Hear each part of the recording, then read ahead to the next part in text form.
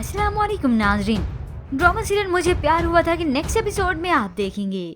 अरीब जिसे माहिर से मोहब्बत हो चुकी है, मगर साथ तो अरीब को बरसों से चाहता है।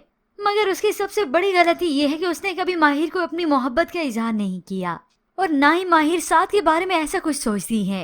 मगर इस बात का साथ की बहन को बहुत एहसास होता है। वही उसे कहती है कि तुम्हारी मोहब्बत के इजहार का वक्त आ गया, तुम माहिर से अपनी मोहब्बत का इजहार करो। मगर ये तो माहिर है जिसे अरीब अब अच्छा लगने लगा है। आज हो सकता है साद माहिर से अपनी मोहब्बत का इजहार करने वाला हो कि माहिर उससे पूछती है, तुम्हें कभी मोहब्बत हुई है?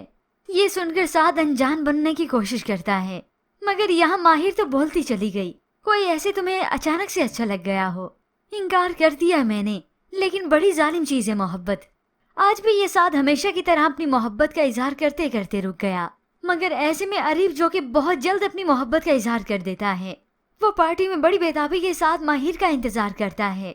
जब माहिर को सामने आते हुए देखा तो उसका दिल बेचैन हो गया, तो वो उसी वक्त सबके सामने माहिर को प्रपोज करता है। माहिर, विल यू मैरी मी? क्या तुम मुझसे शादी करोगी? अरीब से ये इजहार सुनकर तो माहिर जैसे साकित रह जाती है। ना उसने हाँ बोली ना बोली, मगर यूं ही देखते वो इस बात से इनकार कर ही देगी। और तभी अरीब का दिल टूट कर रह जाता है। मगर यहाँ पर असल दिल तो साद का टूटा है, जो इतने बरसों से माहिर को अपना समझ बैठा है।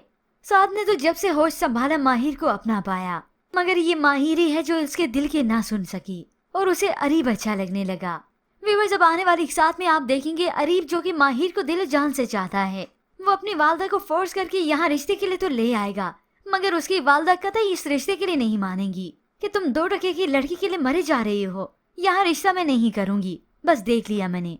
और तभी ये अरीब करेगा बगावत और इस तरह से साथ के जज्बात भी टूट कर रह जाएंगे। व्यूअर्स, अब तो इस ड्रामा सीरियल की स्टोरी और भी काफी इंटरेस्टिंग होने वाली है, क्योंकि साथ की मोहब्बत की इस केमिस्ट्री को व्यूअर्स ने बहुत पसंद किया। मगर ऐसे में अरीब भी माहिर का साथ नहीं छोड़ेगा।